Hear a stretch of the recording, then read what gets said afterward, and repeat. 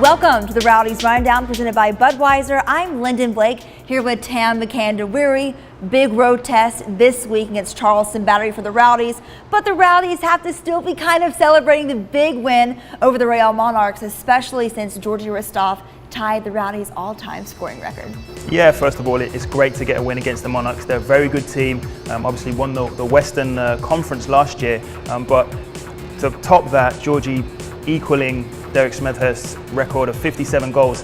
Just a fantastic feat for Georgie and for him to actually go down in legendary status, as we talked about before, and to go on, and he will actually break the record. So for him, it's he's going to be setting a new record. So I'm excited to see how many goals he actually gets this season, and to see how long his record will stay in place, because I don't see many players actually getting very close to that at all. Maybe this Saturday could be the day that he actually breaks it and goes in the history books all on his own against Charleston Battery. They're coming off a pretty big win over Atlanta United too. How are you guys kind of preparing for this game, especially after dropping the last two road matches?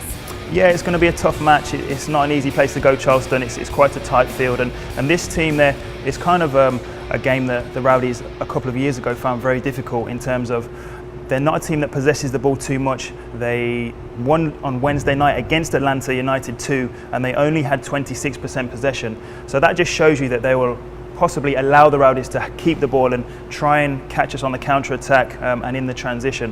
So it's going to be very tough for us. And Gordon Wild, first of all, what a name. Scored actually 2 goals for Charleston in that game against Atlanta. Could this be someone we potentially face Saturday? Yeah, Gordon Wild is a very interesting prospect. He's actually on loan to Charleston from Atlanta. So for him to score 2 goals against his actual team, that's very, they must be bittersweet for him. But he's a good player, and he could add a creative dimension as well as a goal scoring capability and threat against the Rowdies. So he's one to look out for.